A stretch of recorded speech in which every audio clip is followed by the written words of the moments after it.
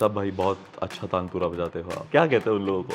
भाई मन करता है कि उनके I am very much inspired by Shahrukh Khan and Cristiano Ronaldo and I very firmly believe that I don't have any competition. That is what I tell myself. बोले bro you know सतबला Khan, he is a sick sitar player you know. You have played for the background score of the 12th Fail. 12th Fail का sitar record करना was an enjoyable and exhausting experience. 1 से 1.5 महीना वो विनोद चोपड़ा साहब बोल रहे हैं कि यार मज़ा नहीं आ रहा यार. आज आप अगर लाइव परफॉर्मेंस में जाके बॉलीवुड बजाने लगेंगे तो आज से 10 साल के बाद, 20 साल के बाद, 50 साल के बाद लोग भूल जाएंगे कि राग यमन क्या है. अगर सितार मुझसे बात करने लगे और पहली चीज़ वो कहेगा भाई आसान बज. रविशंकर जी ने क्या किया, मैं बीटल्स को बजवाऊंगा अपने साथ और बीटल्स बजाएंगे मेरा music. About Ustad Vilayat Khan साहब. सितार में उन्होंने गायकी इन्वेंट किया और उन्होंने जो कुछ हो सकता था सब कुछ करके छोड़ दिया. बोले अब जो कुछ भी तुम करोगे वो मुझे फॉलो करोगे. जिन पर allegations है, can you listen to them? Can you separate the art from that artist? ऊपर वाले ने किसी इंसान को किसी चीज़ से नवाजा है तो उसके पीछे कोई वजह है. संजय साहब सितार वो अच्छा था, सितार टोन में कोई प्रॉब्लम नहीं थी, पर आई फेल्ट कि वो किसी और म्यूजिशियन को रिजेंबल कर रहा था. चीज़ के बारे में उनसे कई बार जिक्र भी किया कि uncle I want it a certain way. तो उन्होंने बोला अभी थोड़ा बजाओ इसको, वैसा ही हो जाएगा जैसा तुम चाहते हो. पर वो नहीं हुआ. तो फिर वैसा हुआ जैसा मैं चाहता था दूसरे के पास जाके. पर अभी I am really happy with Ajay Rikhiram uncle. Actually इतना खुल के कभी बात कहीं पे हुई नहीं. Watch out for me, I am about to explore.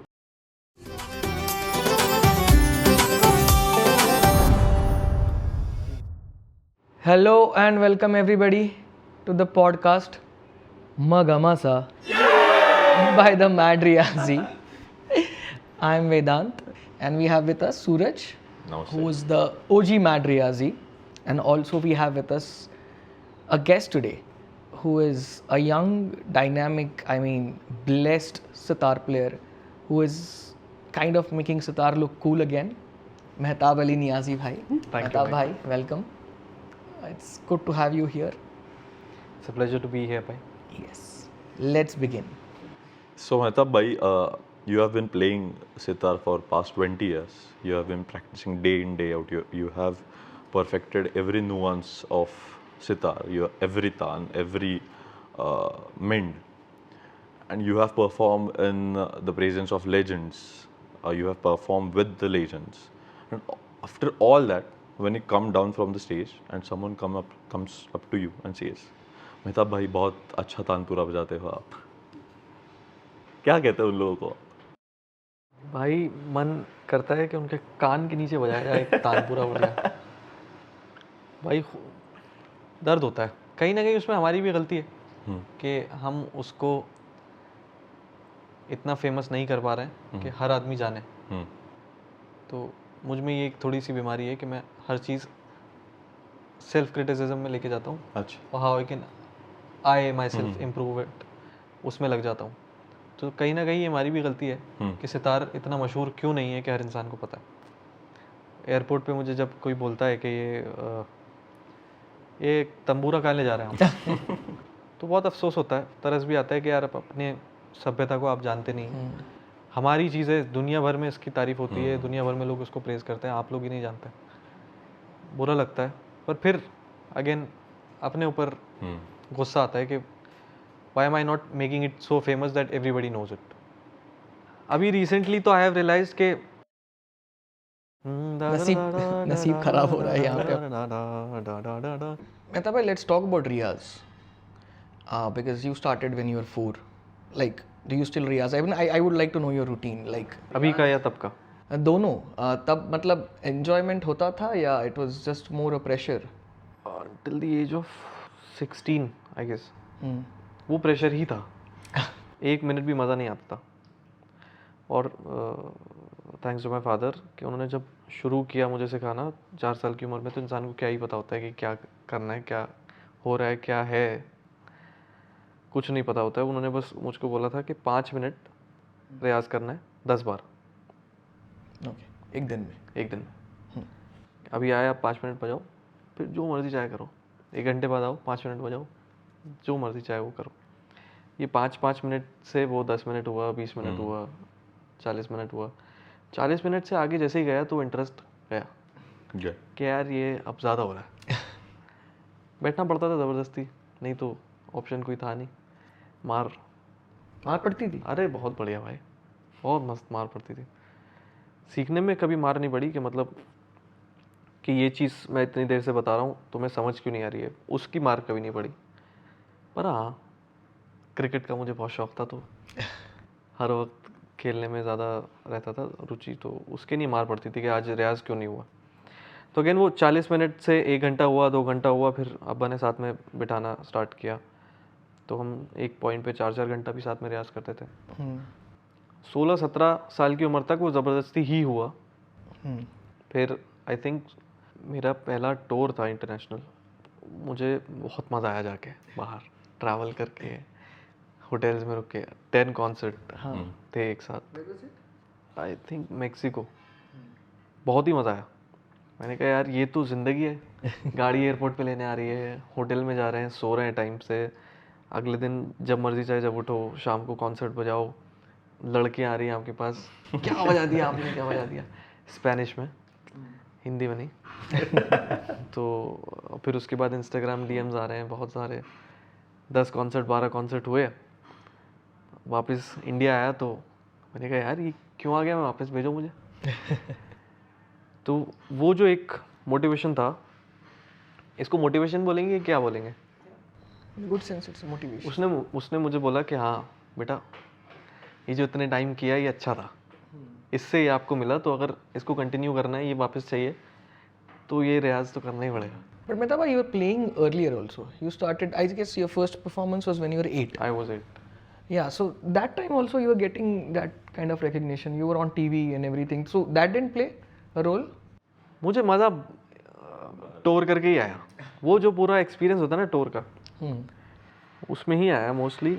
उसके पहले जितने भी कॉन्सर्ट्स होते थे ना, उसमें क्या होता था कि फॉर एग्जांपल अगर 40 मिनट बजाना है, तो 1 महीना मुझे 40 मिनट वहाँ पे क्या बजाना है वो एग्जैक्टली अब्बा के सामने बैठ के बजाना है।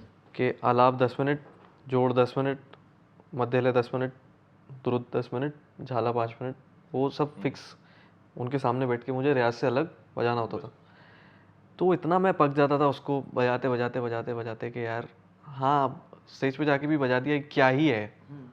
लोगों को ऐसे देख के लगता था यार कोई एफर्ट से नहीं लग रहा है, एकदम नेचुरल बज रहा है। नेचुरल नहीं बज रहा है भाई, 1 महीने से बजाता आ रहा हूँ उसको, मैं पक गया उसको। ये मैं परफॉर्म करते टाइम ये सोचता था कि यार अभी 35 मिनट हो गए, 10 मिनट और बजाना है। Can you imagine. हो गया, वो निकल गया। उसके बाद जितने भी तारीफ लोग करते थे वो भी कुछ अहमियत के लगते नहीं थे, नहीं लगती थी। पर मज़ा जो आया वो बाहर जाके आया। इसमें मैं ऐड ऑन करना चाहूँगा कि एक पॉइंट ऐसा आया जिसमें मुझे रियाज में मज़ा नहीं आता था, और अब्बा को भी ऐसा लगा कि हाँ आप कितना बोले रियाज के लिए। तो मैं थोड़ा सा दूर हुआ रियाज से। अक्सर ऐसी महफिल होती है जहाँ पे सब लोग घर के बुज़ुर्ग बैठे हुए हैं और आपसे कहा जाता है कि आप बजाइए। तो लेट्स से कि आपसे पहले कोई एक सितार किसी ने बजाया या गाना किसी ने बजाया, उसको बहुत तारीफ़ मिली। अब उसके बाद आपका नंबर आया कि आप भी सुनाइए थोड़ा। तो मेरे मामा बजा रहे थे उस जगह पे, ईशान का फ़ोन आ रहा है। तो अजीम अहमद अलवी मेरे सगे मामा हैं, वो भी सितार बजाते हैं। तो वो बजा के उन्होंने रखा, फिर मुझसे बोला बुज़ुर्ग ने कि बेटा तुम भी सुनाओ थोड़ा, कैसा चल रहा है रियाज। तो मैंने सुनाया। तो वो जैसा भी हुआ, मैंने अब्बू जी के एक्सप्रेशंस देखे। वो देखकर मुझे ऐसा लगा कि यार उनको ना बुरा लगा, उनको ना एक्चुअली थोड़ा शर्म आई कि ये मेरा बेटा है और ये सबके सामने ऐसा बजा रहा है। वो चीज़ जो हिट करी, मैं हार्डली 10-12 साल का होऊंगा उस टाइम पे, 13 मैक्स। वो जो उनकी नज़रों में शर्म थी ना, शर्म ही कहेंगे ना उसको, वो भाई ठक से लगी दिल में आके। और उस टाइम पे मेरा एक हल्का रिलेशनशिप भी था जिसमें मैं स्कूल टाइम रिलेशनशिप, मज़ा आता है आपको टेक्स्ट करके, उसमें मैं इतना मशगूल हो गया था कि उसी में मज़ा आ रहा था फिर। तो रियाज और म्यूज़िक से काफ़ी दूर हो गया था।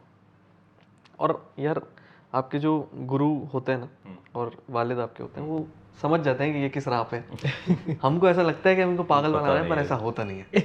उनको पता होता है कि अगर रियाज से दूर हो रहा है तो ये कहाँ किस चीज़ के करीब हो रहा है। तो he somehow had an idea.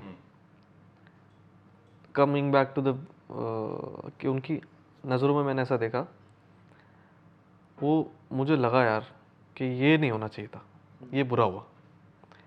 तो मैं उस महफिल से बाहर उठा और मैंने अपनी सो कॉल्ड गर्लफ्रेंड को मैसेज किया कि ख़त्म, इसके बाद नहीं हो सकता। Okay, खत्म ही कर दिया। ख़त्म एकदम भाई। From that till I was 20, almost 7 to 8 years I was not dating any one, क्योंकि वो बहुत चुभी मुझे बात कि यार मुझसे पहले 6 जनरेशन म्यूजिशियंस गुजरे हैं हमारे घर में, दादा परदादा, उनके बाप, उन्होंने सब ने काम किया ऐसा कि जो दुनिया को मालूम है, और मेरी वजह से उन लोगों का नाम नीचे जाए या मैं अपने बाप को लेट डाउन करूं 4 लोगों के सामने, वो नहीं हो सकता। अगर ऐसा मैं होने दे रहा हूं तो उससे बेहतर कि मैं ना हूं तो बेहतर। वो मुझे हिट किया, फिर उसके बाद आई स्टॉप्ड। तो उसके बाद एक डेडिकेशन आया और डिसिप्लिन भी आया लाइफ में, फिर उसके बाद थोड़ा इंटरेस्ट भी आने लगा। But so now how you navigate? Like you said कि you thought that relationship was a distraction. I mean, you're very young. So, but now if you're dating someone, now in your life, how do you change that distraction into a motivation? At a very young age और early stage of life I realise कि एक point होता है इंसान की ज़िंदगी का, phrase होता है जिसमें उसको डेडिकेटेडली डिसिप्लिन के साथ एक चीज़ पे देना है। लेट्स से किसी की ज़िंदगी में वो 4 साल होते हैं, किसी की ज़िंदगी में 8 साल होते हैं, किसी की में 10-12, कितने भी हो सकते हैं। वो एक फ्रेज आपका ज़िंदगी में ऐसा होना चाहिए कि आप किसी भी चीज़ को डेडिकेटेडली दे दें। उसके बाद आपको जो करना है वो आप करें, जो आपने 10-12 साल दे दिए उसको मेंटेन करना होगा आपको उसके बाद। ठीक है, लेट्स से फॉर एग्जांपल 8 साल मैंने रियाज़ किया डेडिकेटेडली, उसके बाद जो मैंने रियाज़ अब करता हूँ मैं, वो 8 साल के रियाज़ को मेंटेन करता हूँ। ये उन लोगों के लिए नहीं है जो म्यूज़िक सीखते हैं, ठीक है, जो अभी स्टार्ट कर रहे हैं, तो उसको मेंटेन करने के लिए मुझे 2-3 घंटा लगता है, जो मैं अगर करूँ तो चलेगा, कोई प्रॉब्लम नहीं है। उस 2-3 घंटे के अलावा मैं अपनी ज़िंदगी में क्या करना चाहता हूँ वो मैं कर सकता हूँ। ठीक है, ये सेंस ऑफ अथॉरिटी कहेंगे इसको या रिस्पॉन्सिबिलिटी, ये सेंस ऑफ रिस्पॉन्सिबिलिटी जो है ये आपको जहाँ जिस फ्रेज ऑफ लाइफ में आ जाए वो अच्छा रहता है। तो अभी मुझे पता है कि हाँ मुझे इतना म्यूज़िक को देना है, इतना गर्लफ्रेंड को देना है, इतना माँ बाप को देना है, और इसमें अगर भी कुछ ऊंच नीच होगा तो चल जाएगा, आई कैन मैनेज। तो वो आपका जो सवाल था कि अब कैसे मैनेज करता हूँ मैं, तो अब इसलिए मैनेज हो जाता है क्योंकि मैंने वो टाइम अपना दे दिया।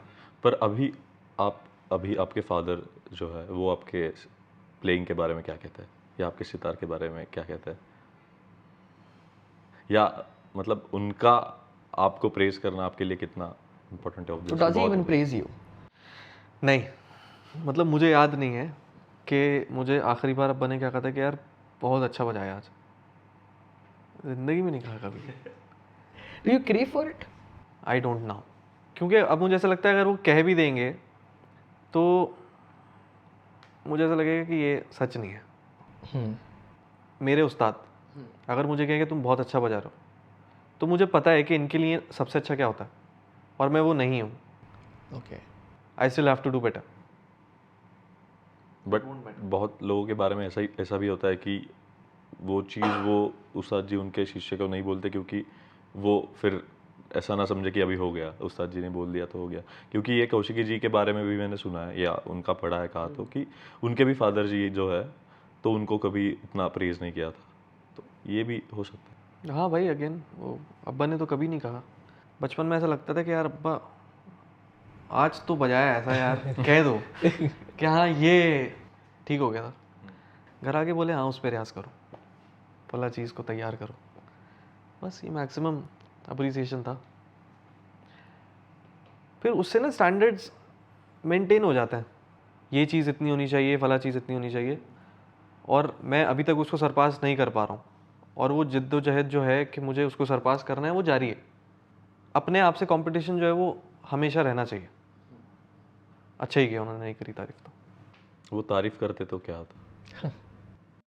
वो तारीफ़ करते तो शायद थोड़ा स्पीड हल्की हो जाती। ऐसा लगता है कि हाँ यार, अब इनको ही पसंद आ गया तो अब और कोई क्या ही। क्या ही है या सूरज, तू कितना घंटा रियाज किया है लाइफ में maximum?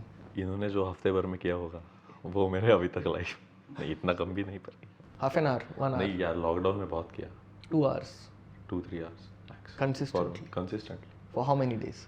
For lockdown, like two years continuously. ये बहुत होता है भाई। हाँ, मतलब पहले बार मैंने लाइफ में पहले बार इतना रियाज किया, और मैं बहुत छोटा था तब से तबला बजा रहा हूँ। तो एक बार मैंने ऐसे कभी सोचा था कि यार कभी तो मैं बहुत रियाज करूँगा, कभी तो मैं बहुत रियाज करूँगा, और लॉकडाउन में कुछ करने को था ही नहीं, और मैंने बोला अभी तो नहीं रियाज किया तो कभी नहीं करूँगा। तो फिर वहाँ पे किया मैंने रियाज, मज़ा आया बहुत, और मतलब वहाँ पे मैं थोड़ा अपग्रेड हुआ। ये जो आपने बात कही ना, अभी रियाज नहीं करूँगा तो कभी नहीं करूँगा, ये हर इंसान की ज़िंदगी में आता है सवाल। मेरी ज़िंदगी में वो 12-13 साल का मैं जब था जब आया। आपकी बात जो आप कह रहे हैं कि 2-3 घंटा मैंने मैक्सिमम रियाज, वो बहुत होता है। 2 साल अगर आपने 3 घंटा रियाज किया बहुत है। सही रियाज करना मालूम होना चाहिए इंसान को कि रियाज क्या करना है। ये नहीं कि आप सितार बजाने बैठे, सितार की नहीं मैं बता सकता हूँ क्योंकि मैं सितार बजाता हूँ। आपने सारे गामा पादा नहीं सा 5 मिनट बजाया, उसके बाद आपको लगा कि यार थोड़ा सा मैं ज़रा महकता है, बजा लेता हूँ। नहीं, 10 मिनट के बाद आपने वो बजाया, फिर 10 मिनट के बाद आप सारे गामा बजाने, तो ऐसे होता नहीं। Riyaz is what I feel is sacrifice. जिस रियाज में आपका मन लगे वो रियाज नहीं होता। तो मैंने मेरा एक दोस्त देखा था, तो वो क्या करता था, मतलब उसका कुछ तबले पे नीट अच्छा बजता नहीं था, तो वो उसका टेक्निक पे काम कर रहा था। तो वो क्या कर रहा था, मेरे ऑफिस में आया था रात को, कुछ हमारा काम चल रहा था, तो वो सीरीज लगाया था कान में, वो देख रहा था सीरीज, और ये हाथ का रियाज करता था। मतलब पता ना था कि ये तो नहीं हो सकता अच्छा रियाज। Do you think it is going to be the future? ये हो सकता है। I don't know if I should say this on camera for the students और नॉट, बट ये हो सकता है, पर आफ्टर अ सर्टेन पॉइंट। पर ये मसल मेमोरी बिल्ड करने के लिए भी, मतलब ऐसा नहीं कि कंसंट्रेशन यहाँ पे ही चाहिए, क्योंकि आज के टाइम पे चीज़ें, डिस्ट्रैक्शंस इतने सारे हैं कि उसमें बैठना मुश्किल होता है। तो to start getting into it के लिए ठीक है। You know, but let's come back to the beginning. What I'm fascinated with is like you are the 7th generation sitar player, right? Musician from your gharana. So we always talk about this nepotistic approach of things, and so how easier or difficult is it for you to just deviate from the legacy? Like for example, if maybe at 14 you felt like picking up a guitar because it's cool in school, तो could you do that? कुटाई होती थी ना उस time तो भाई। बहुत तबीयत से कुट जाते अगर गिटार का ऑप्शन होता अपने पास तो। बहुत। But you were allowed to listen to all sorts of music, right? हाँ, ये कभी उन्होंने बाउंडेशन नहीं रखा मुझ पे कि सिर्फ क्लासिकल म्यूजिक सुनना है या गाना सुनना है या सितार सुनना है, ऐसा कुछ नहीं रखा। I was very much open to listen to whatever I wanted to listen. मेरे इंस्टाग्राम रील्स देख के लोग सोचते हैं कि यार तुम्हारे गुरु कुछ नहीं कहते, तुम क्या करते हो। उन्होंने बहुत मोटिवेट किया मुझे, बोले if you But not during the riyaz stage, right? If you're playing a rag or you're Of course deviating to a not, bhai. song, Of course not. That is very wrong. lights are back. So we always say that Pandit Ravi Shankar was a very key person जिन्होंने music को, Indian classical music especially. So let's say if he has planted the seed, do you now when you go abroad think कि you are eating its fruits kind of? 100% भाई, उन्होंने जो काम अगर नहीं किया होता तो उसके बिना तो बहुत सारी चीज़ें नहीं होती। इंडियन क्लासिकल म्यूज़िक को जो एक स्टैचर, एक प्लेटफॉर्म जो उन्होंने पूरा सजा के हम लोगों को दिया है, Yeah. उसके बिना तो हो ही नहीं सकता था यार। उन्होंने जो इंडियन क्लासिकल म्यूज़िक के लिए किया है और म्यूजिशियंस के लिए किया है, that is something that might not happen again. Please give us some example. मैंने एक बार सुना था कि आपने कहा था कि you were in some country and there the people were not aware about who Shah Rukh Khan is. Yeah. But they knew Pandit Ravi Shankar. So मैं गाना गातो एयरपोर्ट पे था और सितार मेरे पास था। I was in the queue to check in. अभी वहाँ पे लोगों को इंग्लिश नहीं आती, स्पेनिश बोलते हैं वो लोग। मैं खड़ा हूँ, उसने टूटी फूटी इंग्लिश में सितार देख के बोला, ओ रविशंकर। और मैं इतने दिन से ना वहाँ पे ये काइंड ऑफ सर्वे कर रहा था कि यहाँ पे इंडिया को कौन कौन जानता है। और सितार देख के आदमी बोला कि पंडित रविशंकर। मैंने बोला भाई क्या ये आदमी भाई। उनके ना चालाकियाँ लोग ज़्यादा हाईलाइट करते हैं, ग्लोरीफाई करते हैं कि उन्होंने बुरी चीज़ ये की, वो चालाक थे, उन्होंने ये भी किया। उनकी जो अच्छी अच्छी चीज़ है ना वो लोग के डोमेन में नहीं है इतनी नॉर्मली। ऑल इंडिया रेडियो में जो जॉब्स स्टार्ट हुए, म्यूजिशियंस के पहले जॉब्स नहीं होते थे। नहीं होता, yeah. ऑल इंडिया रेडियो में म्यूजिशियंस के जॉब स्टार्ट करने वाले पंडित रविशंकर जी, जिनको आज के दौर में जो म्यूजिशियंस को पेंशन मिलती है वो उनकी वजह से शुरू हुई। Nobody talks about it. अगर इंसान को ऊपर वाला किसी चीज़ से नवाजता है, कोई एक स्टैचर देता है या कोई स्टेटस देता है या कोई नाम देता है, काम देता है, तो वो बेवजह नहीं देता। आप देख रहे हैं कि कोई म्यूजिशियन ऐसा है जो म्यूजिशियन अच्छा नहीं है पर नाम बहुत है इसका, तो हो सकता है उसकी कोई अच्छी कोई गुड डीड ऐसी हो जो ऊपर वाले को पसंद हो और उसके बिना पे उसने उसका नाम कर दिया। मुझे ऐसा लगता है कि अगर कोई इंसान मशहूर है या किसी एक सर्टेन स्टेज पे है और आपको ऐसा लग रहा है कि वो नहीं होना चाहिए वहाँ पे, तो आप उससे जेलस नहीं हो रहे हैं, आप ऊपर वाले से सवाल कर रहे हैं कि तूने क्यों दिया ऐसा, तो वो नहीं होना चाहिए। Mehta bhai, you sound very secure as an artist. So, is it from the beginning or like, are you spiritual as a person? I might not be spiritual. Does that again, help in also being secure about yourself? being secure about myself, I might sound arrogant now, but I am very much inspired by Shah Rukh Khan and Cristiano Ronaldo, and I very firmly believe that I don't have any competition. That is what I tell myself, or that is what I firmly believe in. कि ठीक है, because I feel कि अगर कोई competition है और मुझे ऐसा लग रहा है कि कोई, ये ग्राउंड लेवल पे कहने की बात होती है कि आर्ट में कंपटीशन नहीं होता, बहुत होता है भाई, बहुत होता है। तो अगर मुझे ऐसा दिखे कि यार ये सितार प्लेयर बेहतर है, बहुत अच्छा है, तो मुझे उस दिन सोना मुश्किल होगा।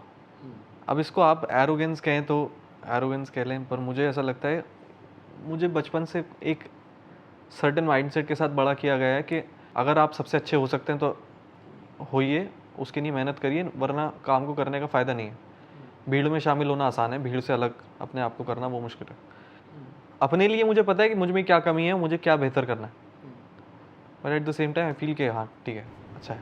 मतलब कभी तो होता होगा कि आज तो कॉन्सर्ट यार क्या बजा दिया मैंने यार। हाँ होता है। At this point sitting here I know what I lack and in coming years what I have to work on. So with being secure, you're also aware. So from the beginning, your family, your friends must have prepared you for what's coming or what you can expect from the music. But what is that thing that was unexpected or you were never prepared of regarding your sitar or your music? What I was not prepared of. या आप वो करते समय ऐसा पता चला कि यार ये मैंने कभी सोचा Maybe the female attention. Did नहीं, ये तो सोचा था ना नहीं, वो तो सितार पकड़ने से पहले भी था। भाई एक चीज़ होती है कि आप ना रियाज बहुत सारा कर लेते हैं और अपना परफॉर्मेंस भी बना लेते हैं कि आपको जाके बजाना है वहाँ पे, पर even when you think you have given your best, audience का रिएक्शन वैसा नहीं होता। तो ये नहीं पता था कि ऐसा भी होता है। आपने बजाया बहुत अच्छा, सब कुछ बजा दिया जो आता था, ऑडियंस को मज़ा ही नहीं आया, तो क्या कर सकते हैं हम वहाँ पे? कुछ भी नहीं कर सकते। फिर वहाँ पे ऐसा हाथ जोड़ के और उससे कहना है कि बस पसंद करवा दे भाई। So is anything with you? You started a business now, which is growing. The Mad Riyazi. By the way. Yeah. I have to talk. Anything that you thought कि business में ये चीज़ें थी, सब किसने बताया नहीं था? बहुत ही बेसिक चीज़ है जो कि मुझे मेरे को-फाउंडर जयेश ने बताई बिजनेस चालू करने के, मतलब मैंने आज वेबसाइट लाइव किया और 2 घंटे बाद उन्होंने बोला मुझे, मैंने एक्चुअली मैड रियाजी चालू किया क्योंकि मुझे ऐसा लग रहा था कि म्यूज़िक रिलेटेड टी शर्ट्स सिर्फ गिटार या ड्रम्स के रहते हैं, बाकी कुछ देखा नहीं था। और मुझे खुद को बहुत ऐसा अच्छा लगता है कि तबला का टी शर्ट पहने ये करे, इसलिए मैंने ऐसा चालू किया। कुछ सोचा नहीं था कि ऐसा करना है वैसा करना है। तो फिर ये मैंने वेबसाइट लॉन्च कर दिया और 2 घंटे बाद मैं जयेश को बोला, यार जयेश क्या तेरे को क्या लगता है प्रॉफिट कितना होगा? जयेश ने मुझे बोला कि यार भाई तू कौन सा भी बिजनेस ले ले, प्रॉफिटेबल नहीं रहता बिजनेस। तो ये चीज़ मुझे पता ही नहीं थी कि प्रॉफिटेबल नहीं रहता बिजनेस, मतलब रहता है पर मैक्सिमम या 70-80% ऑफ बिजनेसेस प्रॉफिटेबल नहीं रहता है। ये चीज़ जो थी, मैंने वेबसाइट लॉन्च किया और 2 घंटे बाद मुझे पता चला, तो ये बहुत ही अनएक्सपेक्टेड था। बुरा हुआ। Anotha bhai, let's talk about, we talked about Ravi Shankar ji, so let's talk about Ustad Vilayat Khan also. And I want to know from you कि he played in the गायकी अंग that we call, और एक बिडार अंग भी होता है, हमने सुना है।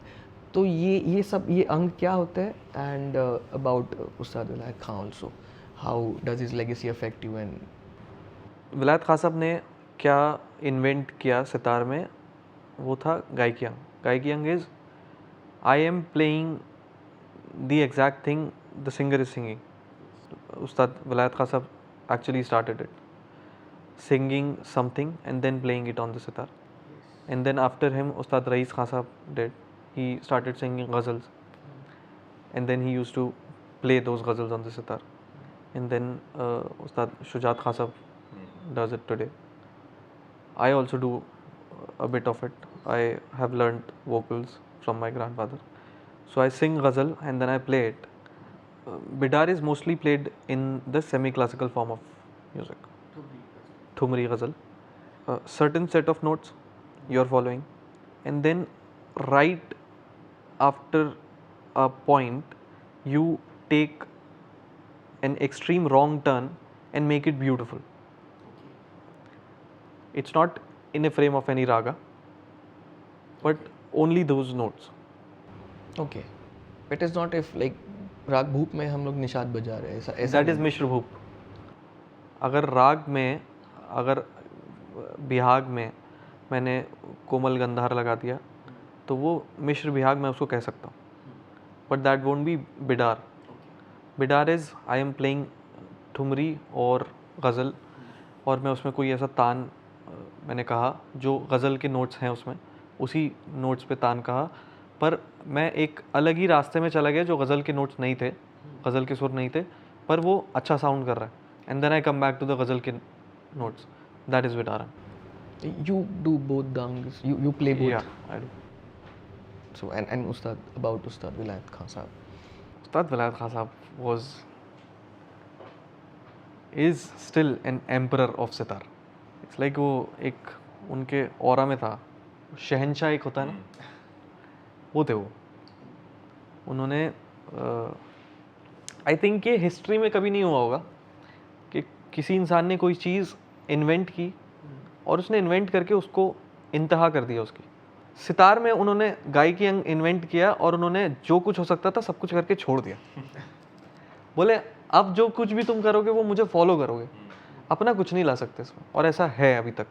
कोई एक चीज़ मैं बजा रहा था, मैंने कहा अब्बा ये, अब्बू जी ये कुछ ऐसा लग रहा है नया है। बोले यार हाँ ठीक है, हो सकता है। थोड़े दिन बाद एक सामने रिकॉर्डिंग आई, विलायत खान साहब बजा रहे एग्जैक्ट चीज़। एक कोइंसिडेंस हो गया, इत्तफाक हो गया। फिर एक बार जाके एक चीज़ कोई ऐसी लगी कि अबू जी ये ऐसा लग रहा है नया है। बोले नहीं वो फला रिकॉर्डिंग खान साहब की सुनो उसमें है। तो आज तक कोई एक ऐसी चीज़ मैं नहीं बजा पाया हूँ सितारे में गायकी अंग बजाते हुए जो मुझे लगे कि हाँ मैंने ये इन्वेंट की। क्योंकि कोई भी चीज़ इन्वेंट होती है वो एक बहुत बेसिक लेवल पे इन्वेंशन उसका होता है, फिर उसके बाद उसमें एडवांसमेंट्स आते हैं। उस्ताद जी ने काम किया और ख़त्म कर दिया उसको। मैंने उनका वो किताब पढ़ा, 6th स्ट्रिंग ऑफ उस्ताद विलायत खान साहब। आप क्या जानना चाहते हैं उनके बारे में वो बताइए मुझे। Which might make our audience to go back to his recordings, especially the Gen Z crowd, the youth crowd, ki they'll go back and search him and listen to him. For the Gen Zs to go back to him, I think it's very easy to make Gen Z listen to उस्ताद विलायत खान साहब। बहुत ही आसान होगा अगर कल को कोई viral Instagrammer उठ के उनका नाम ले दे इन ए कूल वे। बोले bro, you know Ustad Vilayat Khan, he's a sick sitar player, you know, it's just mind blowing, you won't even feel yourself. You will just go on a different high if you listen to him. ठक से million views जाएंगे विलायत खान साहब के videos पे, बहुत आसान है. और अगर किसी को तरीके से उनको फॉलो करना है या उनको तरीके से सुनना है तो आप उनका कोई भी एक राग उठाइए, रात को सोने से पहले उसका आलाप सुनिए. यार ऐसा लगता है कि वो ना राग से बात कर रहे हैं, ऐसा लगता है कि राग उनकी गर्लफ्रेंड है और वो उसको मना रहे हैं, उसको रिझा रहे हैं. ऐसा लग रहा है he is romancing with the Raga. That is उस्ताद विलायत खान साहब. Is that also what you aspire to? नहीं.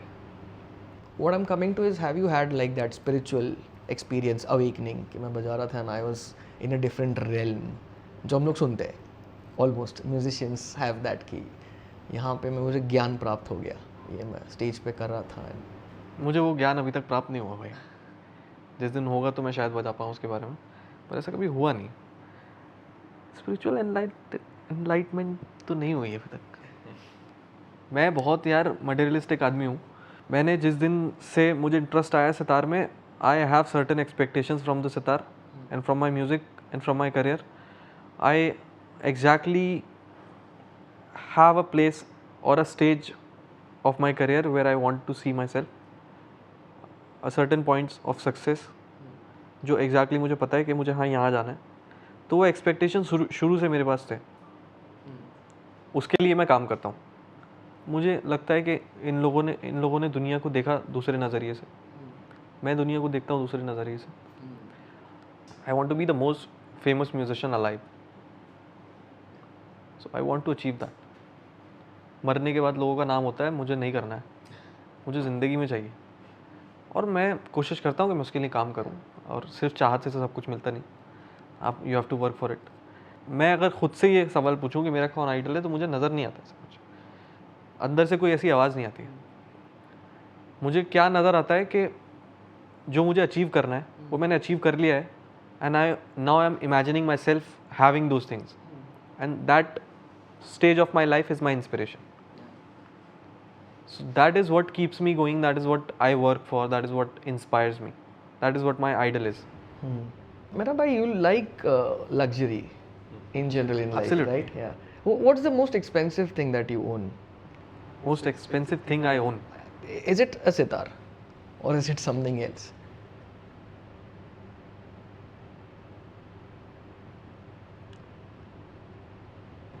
Perfume. The most how much is it? Don't ask me. My mother will know. Off camera maybe you can. बाद में बताऊंगा. But I mean, iPhone से भी ज़्यादा हाँ. महंगा. My God. And you got it. Where did you get it? Dubai. अच्छा, मुझे ना लग्जरी बहुत पसंद है, पर अपने लिए खर्च करने में दिल दुखता है. I can gift a very expensive thing to my family member और somebody that I love. मुझे बिल्कुल दिल नहीं दुखेगा उसको खरीदने में. What is the most expensive gift then you have gifted? Oh, I have gifted my girlfriend jewelry, and I have gifted my mother a lot of jewelry. But it's like expensive, like in what terms are we saying? Numbers. You want numbers? Yeah. Okay, so I gifted my mother a jewelry which was worth 4 lakh something. यार numbers नहीं लेने चाहिए यार. Okay, let's say ये जो gift आपने दिया है, is the perfume more expensive than this gift? Good one. You see, that perfume was really expensive.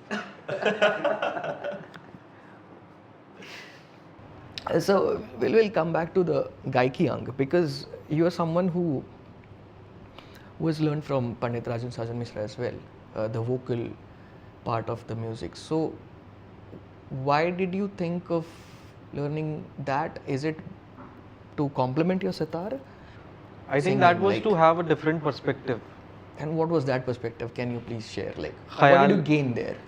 ख्याल मैंने एक्चुअली बहुत ब्रीफली सीखा. पंडित साजन मिश्रा जी से अभी रिसेंटली एक क्लास हुई, और साजन मिश्रा जी के साथ मेरी एक ही क्लास हुई लॉकडाउन के पहले. उसके बाद उनका देहांत हो गया, तो पर उसके पहले से क्योंकि मैं दिल्ली में पला बड़ा और दिल्ली के वो भी हैं, तो उनको सुनना बहुत हुआ, तो मैंने सुनकर भी काफ़ी उनसे इंस्पिरेशन ली।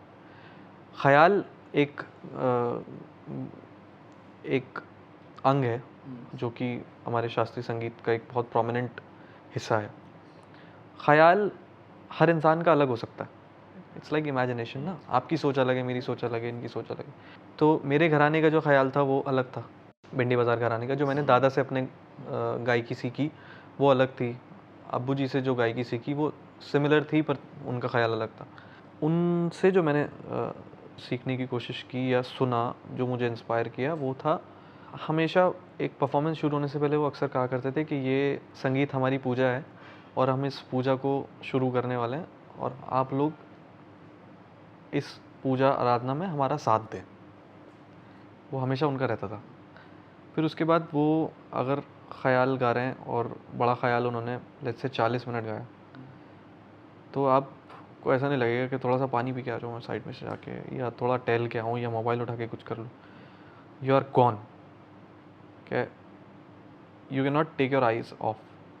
तो मुझे ये चीज़ बहुत इंस्पायर करती थी कि यार ये लोग 40 मिनट गंभीर राग, स्लो म्यूज़िक सुना रहे लोगों को और ऑडिटोरियम फुल है, सुन रहे लोग बैठ के। तो ये क्या चीज़ है जो इतनी कैप्टिवेटिंग। वो मैंने सोचा कि अगर उनसे थोड़ा और करीबी से उनको जाना जाए, उनसे सीखा जाए, तो सीखने मिले उनसे। On a lighter note, like if you ask a singer, they are always कि मतलब जो नखरे करना होता है, वो एक भाव खाना होता है, तो आज गला खराब है। So as a sitar player do you have anything कि अगर मतलब थोड़ा भाव खाना है आज, तो what reasons do you have? मैं बहुत ही ख़राब एक्सक्यूज़ मेकर हूँ यार। मुझे अगर किसी को कोई एक्सक्यूज़ देना होता है ना, तो मैं ईशान को फ़ोन करता हूँ कि भाई देख ऐसा ऐसा है, यहाँ फंस गया हूँ और मुझे नहीं जाना है उसके साथ, अभी मुझे बता मैं क्या करूँ। तो मस्त 10 पॉइंट लिख के भेजता है कि अगर वो ये कहे तो तू ये कह सकता है, अगर वो ये कहे तो तू ये कह सकता है। सितार प्लेयर के पास आई थिंक म्यूजिशियंस में और इंस्ट्रूमेंटलिस्ट में सबसे बढ़िया एक्सक्यूज़ हो सकता है कि मेरा हाथ दुख रहा है आज बहुत। ये कैलेसिस होते हैं, इस पे आपको तार को बिठाना होता है, then you have to press it and then you play it. ये मिज़राब होती है, ये आप इसको ऐसे पहनते हैं, ये भी तार है, ये भी तार यहाँ पे लगाते हैं, और ये बहुत दुखता है, जेन्युइनली बहुत दुखता है Still, हाँ, अभी भी दुखता है।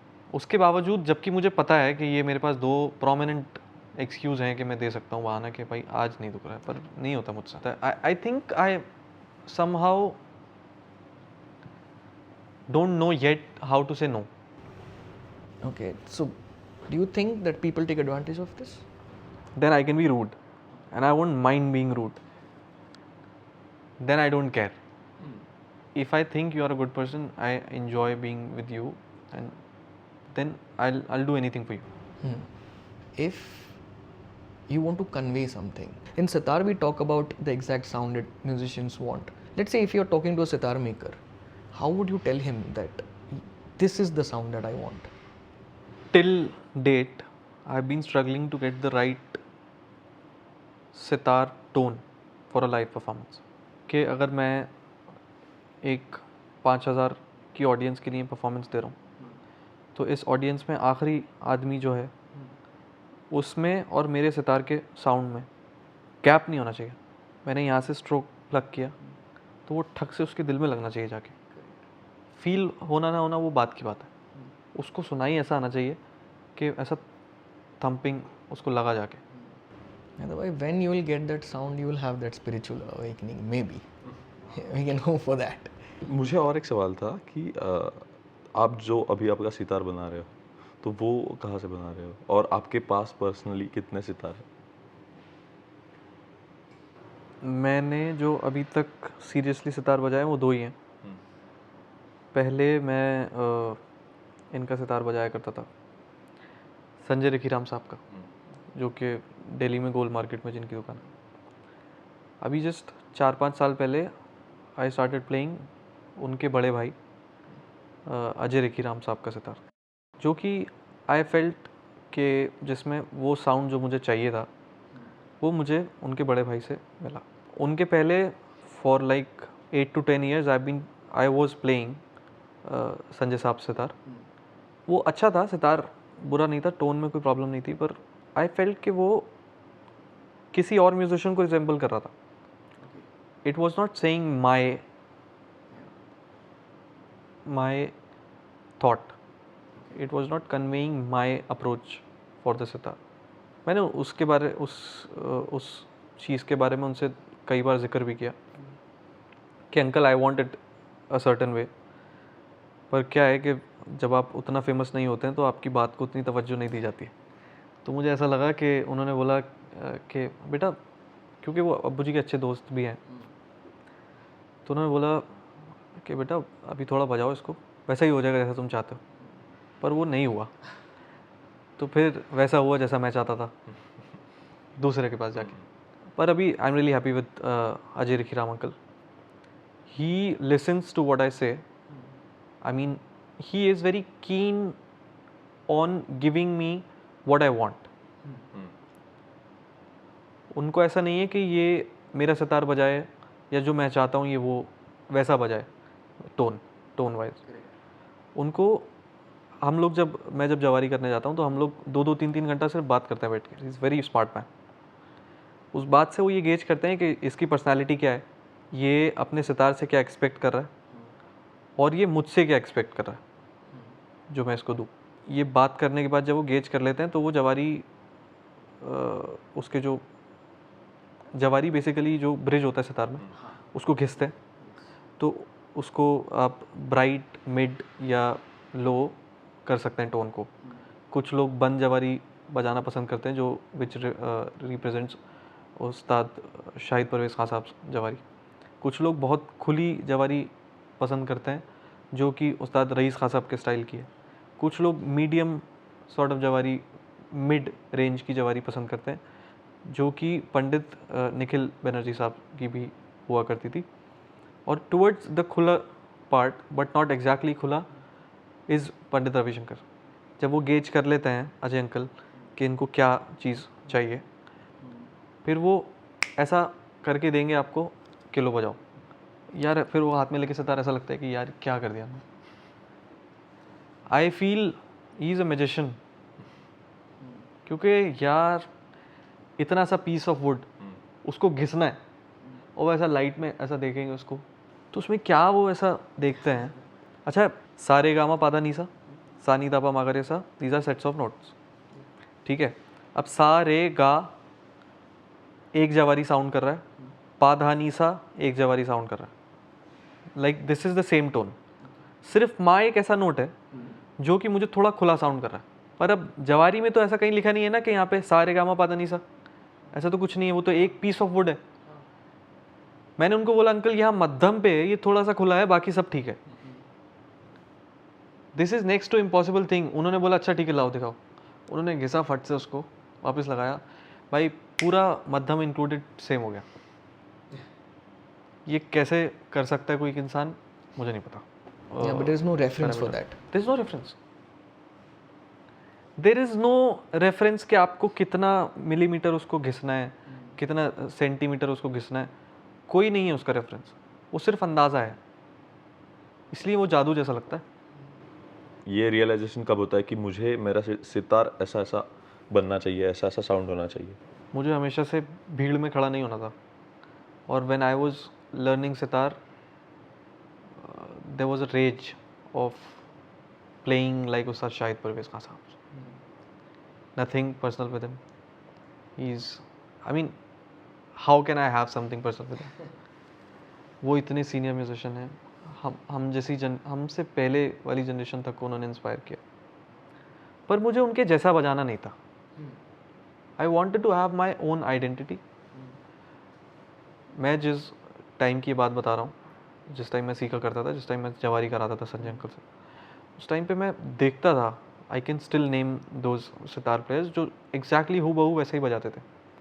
कि उन्होंने जो राग बजाया वही राग बजाएंगे, जो तिहाई बजाई, जो गत बजाई, जो तान बजाई, जो आलाप उन्होंने बजाया, एग्जैक्टली वैसे ही बजाना है. तो मुझे ऐसा लगता था कि ये अच्छा वही नॉर्म बन गया था. तो मुझे ऐसा लगा कि क्यों आप जो काम हो गया है हो या हो रहा है उसको करना चाह रहे हैं, why don't you have your own identity? तो to have a different tone was the motive of having a different tone was the motive. अभी नाम आ ही गया है शाहिद अंकल का. Again I can not in this lifetime I can have anything personal with him, but Sanjay uncle से मैं कहा करता था कि अंकल शाहिद अंकल की तरह साउंड कर रहा है, मुझे उतना बंद जवारी नहीं चाहिए, मुझे थोड़ा मिड रेंज में चाहिए. तो वो कहते थे कि यार तुम इसको बजाओ थोड़े दिन, ये खुल जाएगा अपने आप. तो मुझे नहीं खोलना है उसको बजा के, भाई आप करके दो. Was the struggle. और एक चीज़ थी, अभी हम आपके छोटे सितार के बारे में बात कर रहे थे, तभी पता चला कि मैं एक न्यूज़पेपर का कुछ आर्टिकल में पढ़ रहा था, उसमें ऐसा मेंशन किया था कि आपको बहुत शुरू से संतूर सीखना था, पर आपको आपके पापा जी ने ऐसा बोला कि आपको संतूर सीखने के लिए पहले सितार सीखना पड़ेगा. तो ये क्या था कि आपको संतूर क्यों सीखना था, और ये कब आपको पता चला कि मैं अभी संतूर नहीं सीख रहा हूँ, मैं सितार ही सीखूंगा आगे? मेरे चाचा रोशन अली कादरी साहब, जिनका 2019 में डेथ हुआ. अब्बा से कभी भी क्लोज रिलेशन नहीं था क्योंकि वो गुरु थे, बहुत स्ट्रिक्ट थे. चाचा मेरे साथ ऐसे थे, मैं उनके साथ मजाक कर सकता था. He was like my friend. क्योंकि उनके साथ ज़्यादा रहना होता था तो वो संतूर बजाते थे, तो उनको देखता था कि यार ये संतूर बजाता है तो मैं भी संतूर बजाऊंगा, ये बड़े आदमी है, ये डांटते वाटते नहीं है, प्यार करते हैं.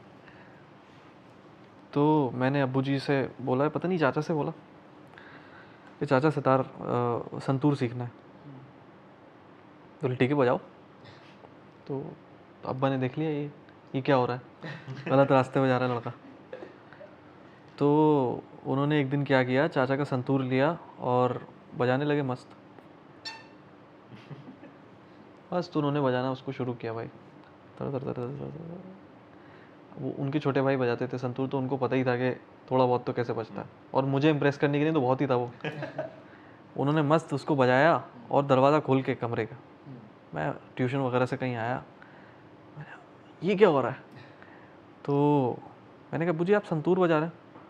तो उन्होंने बोला हाँ, संतूर बजाने के लिए आपको सितार सीखना पड़ता है पहले, तो आप सितार सीख लेंगे तो आप संतूर खुद बजाएंगे आप आराम से. तो मैंने बोला अच्छा, तो मुझे सिखाइए सितार. तो बोले आओ. हो गया काम. उसके बाद से आज तक संतूर पे वापस जाना नहीं हुआ. But let's take back you to that young Mehtab. आपका एक बहुत वायरल वीडियो है जो यूट्यूब पे है, where you are very young and in a show Shabana Azmi ji है, गिरिजा देवी जी है, बेगम परवीन सुल्ताना जी है, और आई थिंक हरिप्रसाद चौरसिया भी है. तो उन सबके सामने you are playing. So if you can take us through that day of the shoot, what was going on through your mind? I mean, were you even aware कि what you're doing in front of who you're playing? Was there any pressure? नहीं भाई, pressure तो अभी 2-3 साल पहले से आने लगा. उसके पहले तो पता था ना कि अब्बा ने 1 महीना रियाज जो करवाया है वो जाके बजाना है और ये पसंद ही आएगा, क्योंकि दूसरा तो कुछ मालूम नहीं है. ये 35 मिनट का उन्होंने परफॉर्मेंस बना के दिया है, ये बजाना है वहाँ पे जाके पसंद ही आएगा. फिर उसमें ये सब सीनियर म्यूजिशियंस जो थे सामने बैठे थे, गिरिजा देवी जी, पंडित हरिप्रसाद चौरसिया जी, शबाना आज़मी वो द होस्ट, और कौन कौन थे, साउथ के भी काफ़ी सीनियर म्यूजिशियंस थे. पर मुझे तो पता ही नहीं था ये कौन है. मुझे तो सिर्फ वो जो अब्बा ने बताया था बजाने के लिए वो बजाना था, वो मैंने बजाया, हो गया काम. That simple. अभी अगर आप कहेंगे मुझसे कि इतने सीनियर म्यूजिशियन सामने बैठे हैं, फॉर एग्जांपल जब मैं ये अब्बा जी की बरसी में बजाया, तो सामने सब लोग बैठे थे, जाकिर अंकल थे, शिव जी थे, हरी जी थे, नैन अंकल थे, शिवामणि थे, यू नेम देम, वो वहाँ पे थे. तो वहाँ पे ऐसा लगा कि हाँ यार थोड़ी फटी, कि यहाँ पे बहुत ही सोच समझ के बजाना पड़ेगा. पर इसके लिए भी मैं अपने वालिद को थैंक यू बोलना चाहूँगा कि उन्होंने मुझे बचपन से स्टेज पे अकेला छोड़ा, जिससे कि मुझे कभी भी स्टेज पर जाके डर नहीं लगा। तो अगर मैं ये इतने सालों से अपने अब्बा के साथ बैठ के बजा रहा होता या फिर वो बैठते मेरे साथ स्टेज पे, तो मुझे बहुत स्टेज का डर होता, जो कि अमूमन लोगों में होता है, जो हमें देखने को मिलता है। पर वो मुझे कभी इतना ज़ाहिरी तौर पर महसूस नहीं हुआ कि जिससे कोई बहुत ही क्रेज़ी फ़कअप हो जाए। तो उस दिन भी थोड़ा प्रेशर तो था कि हाँ, ये सीनियर म्यूजिशियन सब बैठे हैं सामने, पर कॉन्सर्ट अच्छा हुआ। उन म्यूजिशियंस को छोड़ के पीछे लोगों ने तो स्टैंडिंग ओवेशन दे दिया था। तो उन्होंने बोला कि ये खान साहब की शबात आ रही है। खान साहब यानी उस्ताद रईस खान साहब। रईस खान साहब को मैंने बहुत ही दीवानगी के हद पे सुना है, बहुत ही मुझे पसंद थे, अभी भी हैं, उनको मैं सुनता हूँ। तो जाकिर अंकल का ये बोलना है कि इसमें रईस खान साहब की शबात आ रही है वॉज अ ग्रेट कॉम्प्लीमेंट। ठीक है।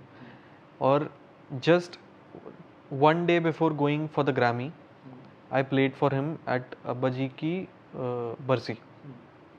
मैं और ईशान दोनों साथ में बजाए। ख़त्म हुआ कॉन्सर्ट। अगेन वो बुज़ुर्ग हैं, वो ज़्यादा तारीफ़ तो नहीं करेंगे। उन्होंने जो भी उस दिन दुआ देनी थी दी।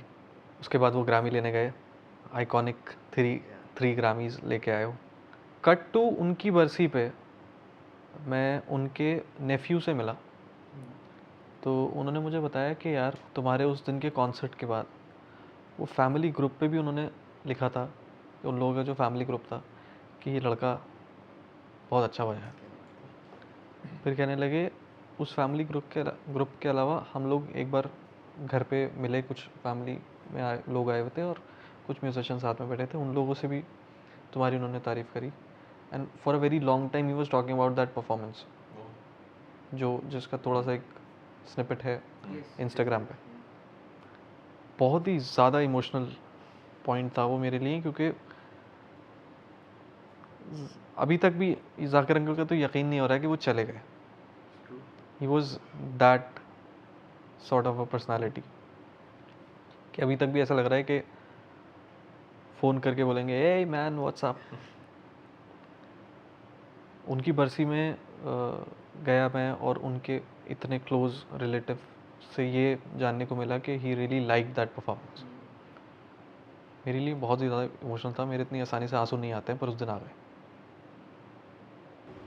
Mehta bhai, let's talk about fusion because you are a lot into fusion. You give it a serious thought, and from what I've seen, मुझे ऐसा हमेशा लगता है कि हम इंडिया में फ्यूजन इतना पता नहीं लोगों को। दे थिंक कि if there are 3-4 classical instruments और उसमें कुछ वेस्टर्न 2-4 इंस्ट्रूमेंट्स अगर आ गए तो वो फ्यूजन हो गया, बट वहाँ तो बज रहा है तो वो क्लासिकल ही बज रहा है, Indian classical.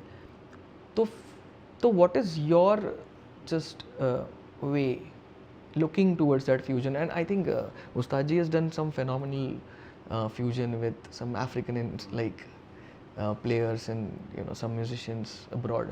So how do you look at it? And also I want you to talk about this thing that you do is reimagined. What is that you're exactly reimagining in that?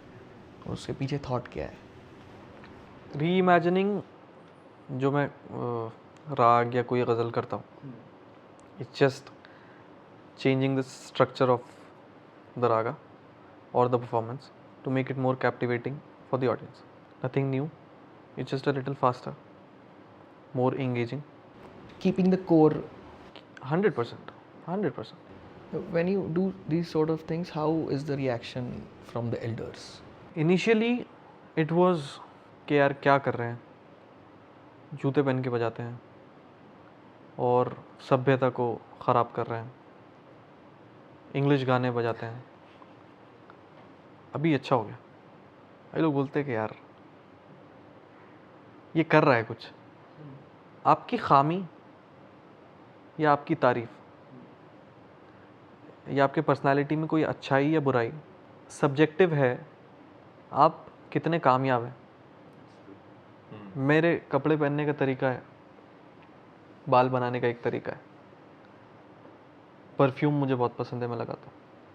अगर मेरा काम अच्छा नहीं होगा ना, तो ये सारी चीज़ें मेरी बुराई में बदल जाएंगी। काम धंधा आता नहीं है, बाल बना लो, कपड़े बनवा लो, अभी काम अच्छा है तो ये सब चीज़ें तारीफ हो गई. Okay, I feel life is balance.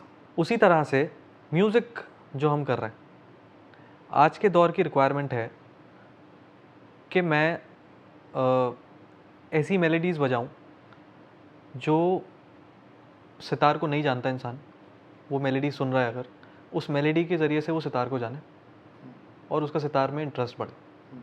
एक ये एस्पेक्ट है म्यूज़िक का. एक एस्पेक्ट है जो बिल्कुल ही serious Indian classical hardcore music है हमारा. इस दोनों के बीच का जो बैलेंस है वो मुझे एक ऑडियंस को देना है, मिक्स ऑडियंस को, कि उनको ये भी पता चलना चाहिए कि हार्डकोर म्यूजिशियन है जो 10-12-20 साल की तालीम लेकर आया, और एक दूसरे ऑडियंस को ये भी पर्सपेक्टिव जाना चाहिए कि हाँ, ये यंग आदमी है, हमारे दौर का है और हमारे साथ रिलेट कर पा रहे हैं सर. तो वो बैलेंस हमेशा इंसान को समझना चाहिए. आज के दौर में या आज के सोशल मीडिया के टाइम्स में देखिए, आप ना, हमारी जो सभ्यता है, हमारा जो हेरिटेज है, I am not being a very typical old school mindset. This is not coming from a very back orthodox point of view. But Ravi Shankar ji अगर चाहते तो वो भी कर सकते थे ये काम. वो भी उस दौर के फेमस मेलोडीज़ बजा सकते थे, पर उन्होंने तो एकदम ही स्ट्रिक्ट एक्शन और स्ट्रिक्ट पर्सपेक्टिव लिया. उन्होंने बोला मैं ये बजाऊंगा, तुमको सुनना है सुनो, नहीं तो नहीं सुनो. अगर भी आप ये कहें कि वो एक ग्लोबल आइकन थे, उन्होंने सबको मनवाया कि इंडियन क्लासिकल म्यूज़िक क्या होता है ग्लोबल लेवल पे, अमेरिका में जाके या यूरोप में जाके. उन्होंने जो सीरियस म्यूजिशियंस इंडिया के थे उनको भी मनवाया. पहले कोई एक म्यूजिशियन उठ के ऐसा नहीं कह सकता कि रविशंकर जी ने फला दिन ये राग गलत बजाया था. उन्होंने अपने कोर से कॉम्प्रोमाइज़ नहीं किया, जो अपना हेरिटेज था उससे कॉम्प्रोमाइज़ नहीं किया. तो आज के दौर के बच्चों को जो सीख रहे हैं, जो मुझसे और थोड़े छोटे हैं, मैं देखता हूँ जो मुझे भेजते हैं अपने रील्स बजा के नए नए गाने के, भैया ये बजाया हमने सितार पे. तो उनको चाहिए पहले इतना आप काम करें कि जो आप मेलोडी बजाना चाह रहे हैं,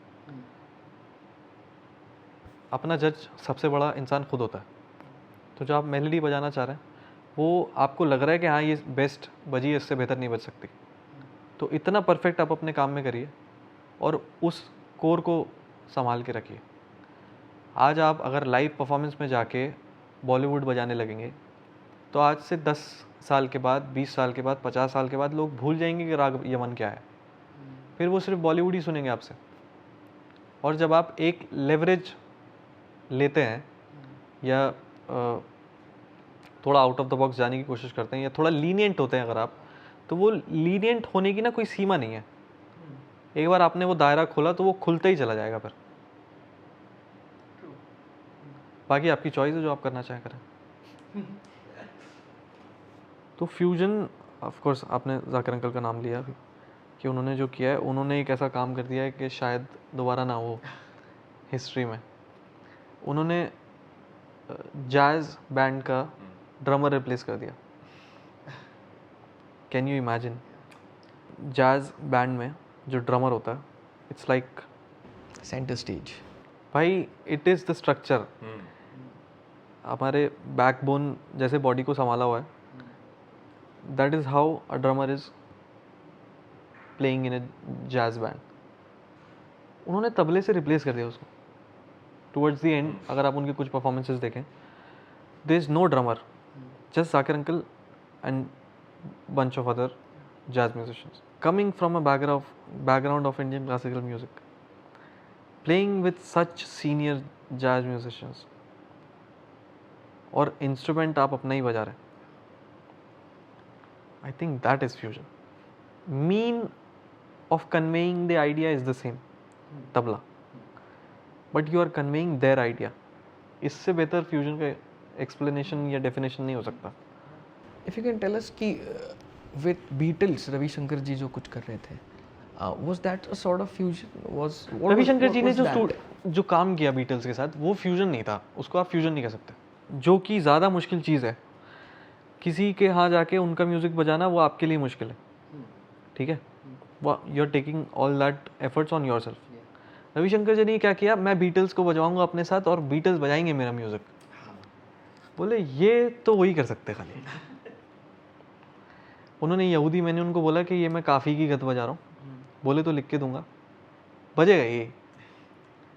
मैं काफ़ी से किसी और आपके कॉर्ड स्ट्रक्चर को फॉलो नहीं करूँगा। If you want to play with me, you have to play this melody.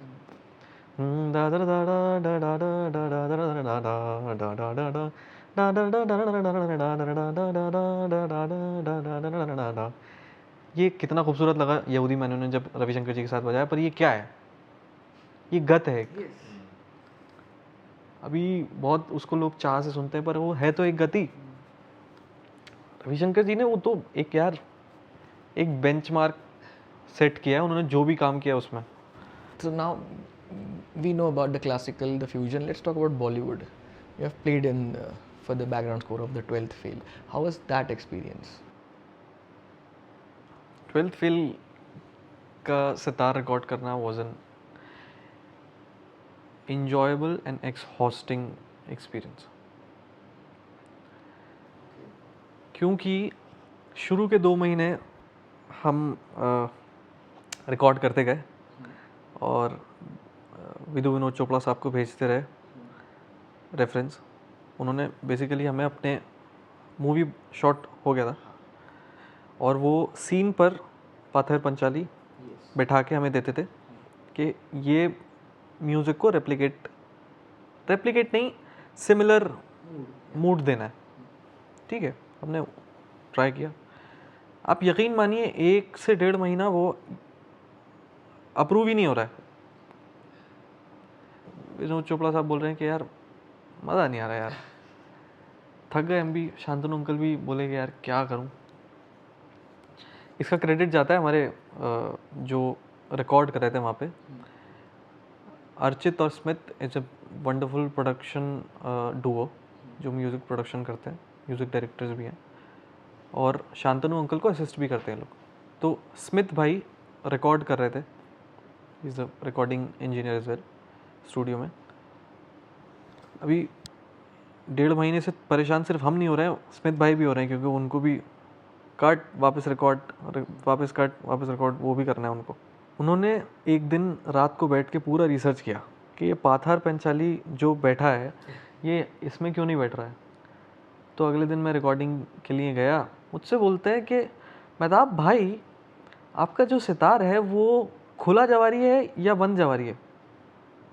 मैंने बोला ये इसको मालूम कैसे, ये खुला जवारी है बंद जवारी है ये तो बात की बात है, तुम्हें मालूम कैसे कि ये क्या है।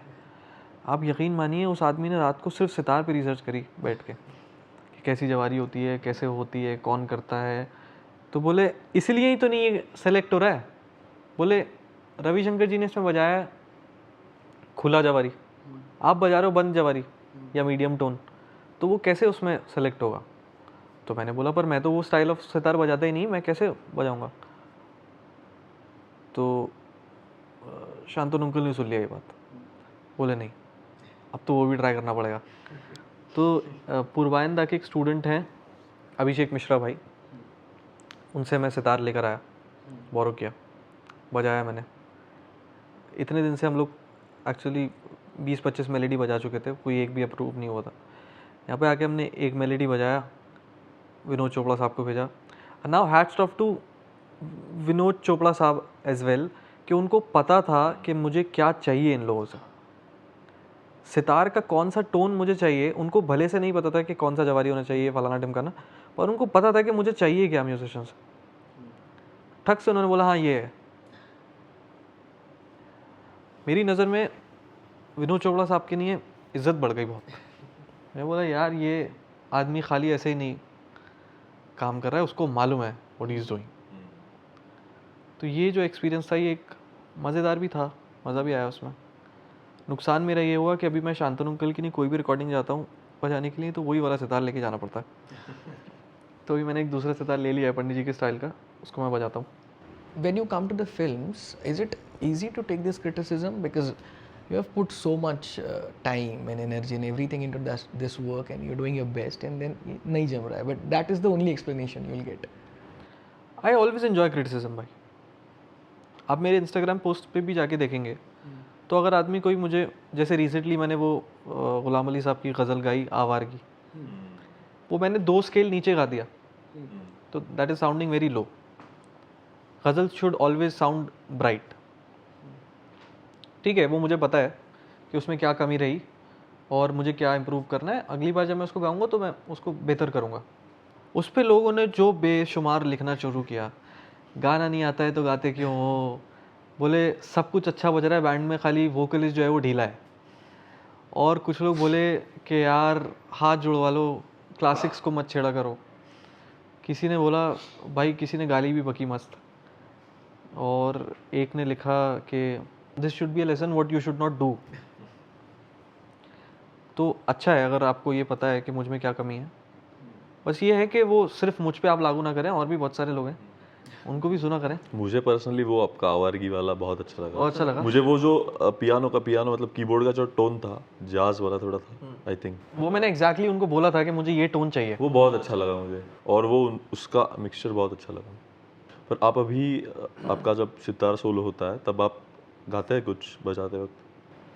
हाँ, अभी तो गज़ल्स जो मैं गाता हूँ या एक दो यूट्यूब पे भी हैं, वो लोग इतना पसंद करते हैं कि आफ्टर एवरी क्लासिकल परफॉर्मेंस लोग कहते हैं कि आप गज़ल गा के बताइए।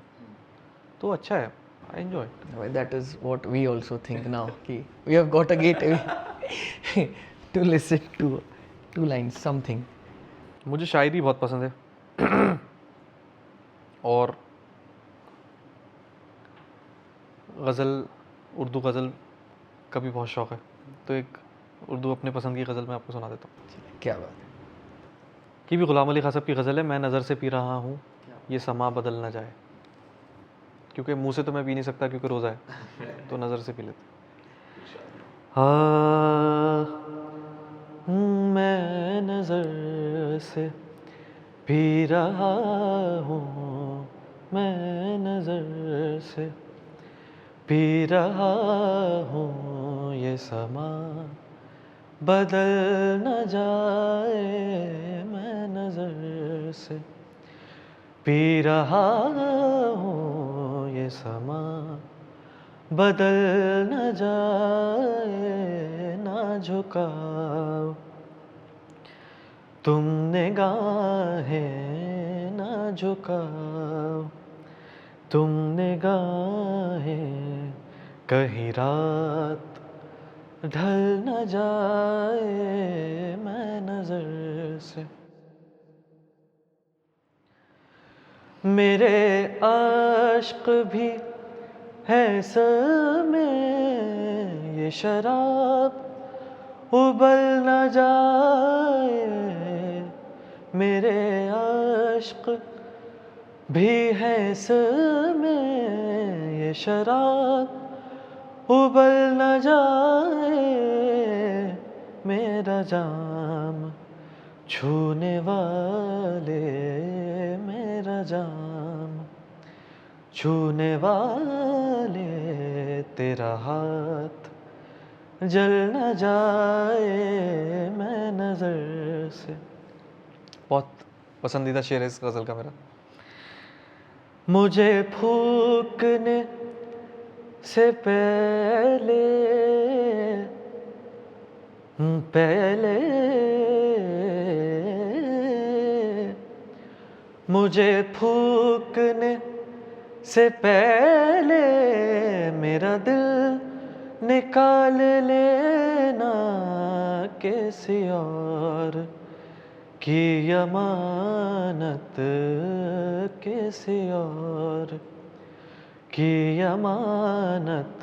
मेरे साथ जल न जाए। मैं नज़र से पी रहा हूँ ये समा बदल न जाए। मैं नज़र से। क्या बात है। क्या बात है, वाह। Mehta bhai, I have to ask you this. Like after this, we are coming to a serious topic, but एक हमेशा जो साउंड में, साज में जो प्योरिटी होती है वो आर्टिस्ट के वो आर्टिस्ट के नेचर में भी होती है, like we can relate those things. So I'm asking in this in context of the Me Too allegations that have been made in the classical music area pura. So how do you look at it? Because the names that are coming up, you can never imagine कि ये तो like we have considered them gods in such pure music. ये कैसे हो सकता है? So how do you look at this? मेरा एक बहुत बेसिक फ़िलॉसफी है ज़िंदगी का कि किसी भी एक डिस्प्यूट में मेरी राय मैं जब तक नहीं दूंगा या नहीं बनाऊंगा परसेप्शन, जब तक मैं दोनों की राय ना सुन लूँ.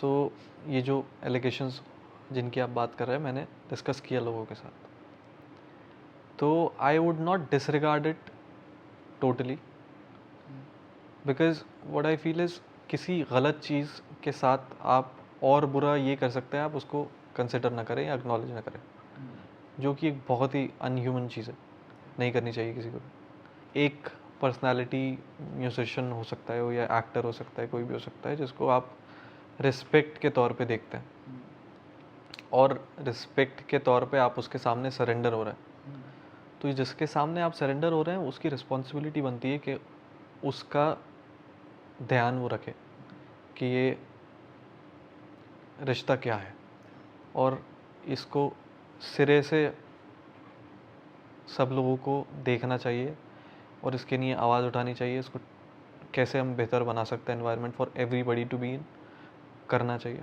उसमें.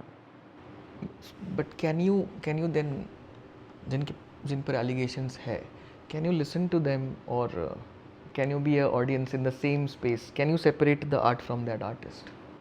अगेन कि अगर ऊपर वाले ने किसी चीज़ को किसी इंसान को किसी चीज़ से नवाजा है तो उसके पीछे कोई वजह है.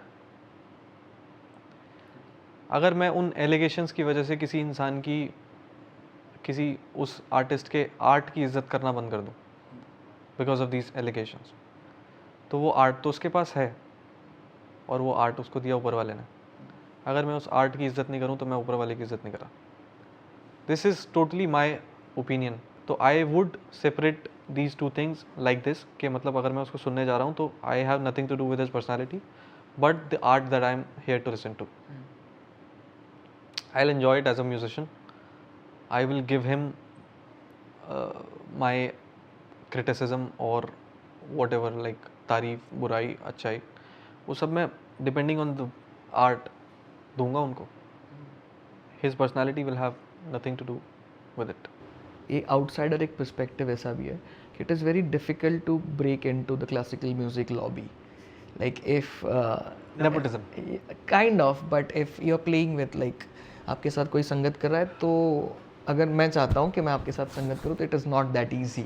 यार एक बात बताइए, ये ना एक बहुत ही ज़्यादा प्रचलित चीज़ है जिसके लिए इंडियन म्यूजिशियंस को बहुत बदनाम किया जाता है, लॉबीज़म या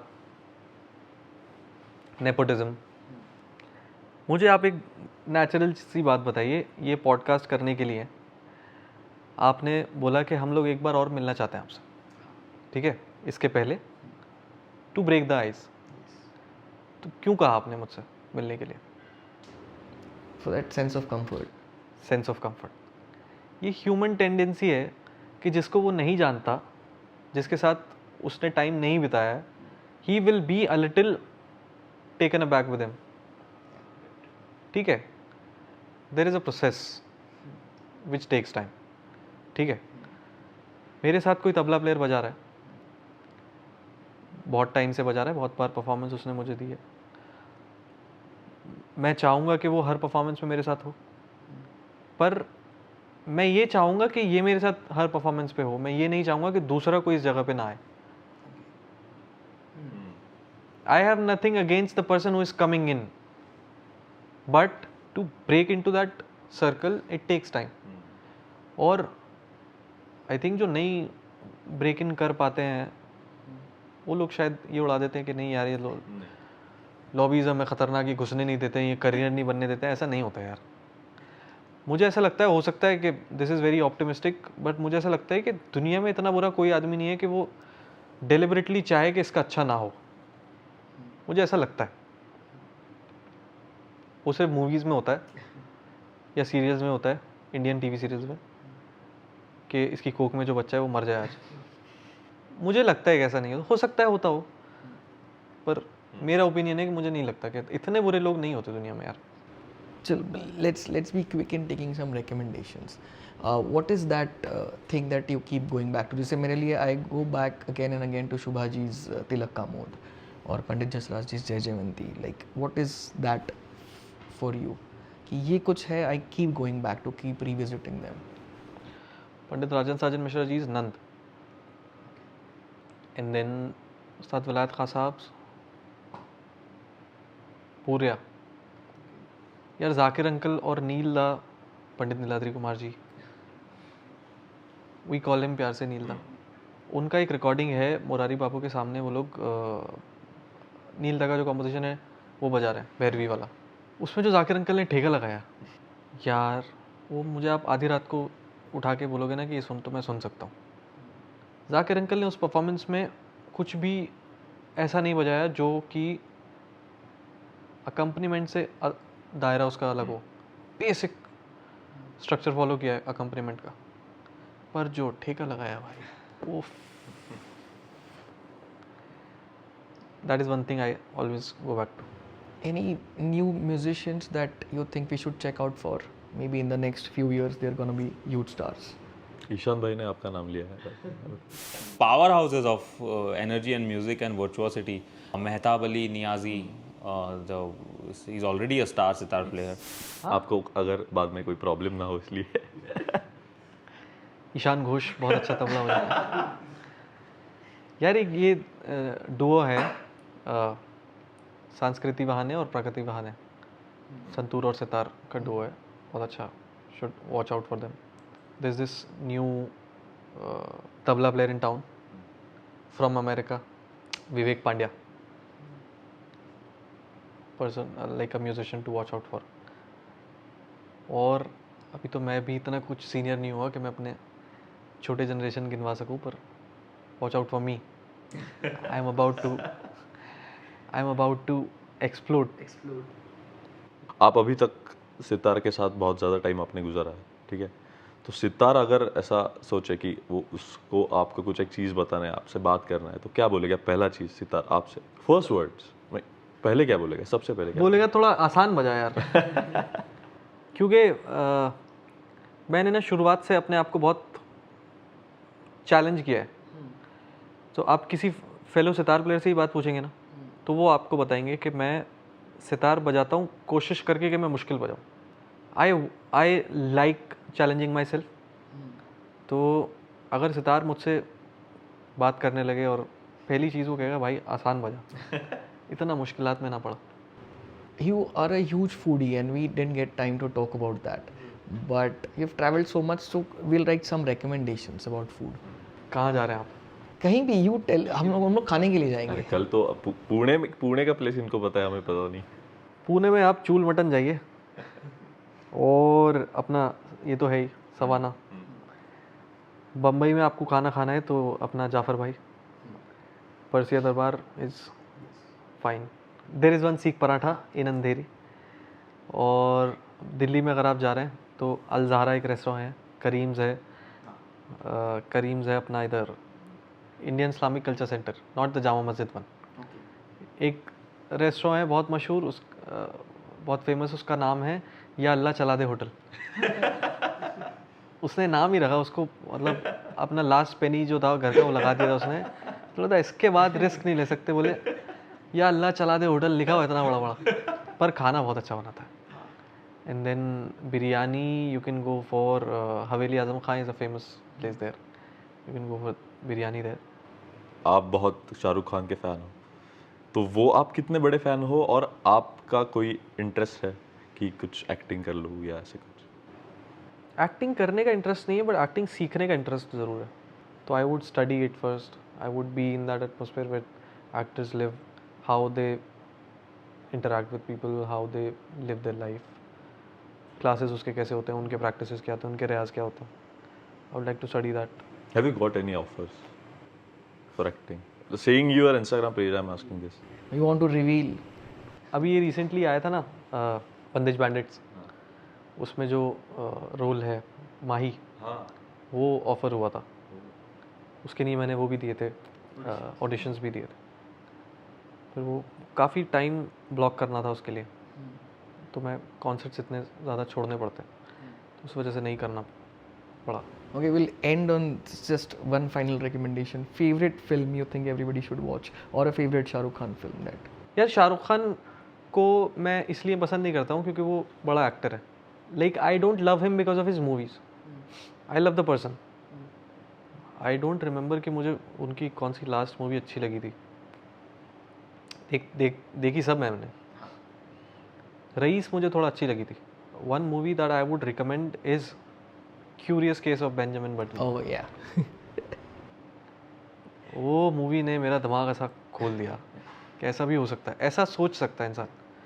अब्बू जी हमेशा कहते थे बचपन से कि आपकी जो सोच है वही आपको भीड़ से अलग करती है बेसिकली.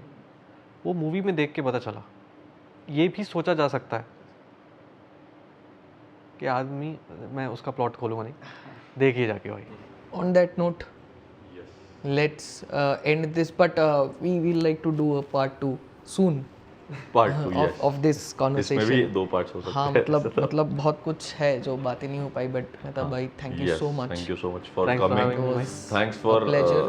ये इतना टाइम निकालने के लिए, क्योंकि बहुत टाइम गया सुबह थोड़ा हमारा, तो बहुत मज़ा आया आपसे बात. मुझे भी बहुत मज़ा आया.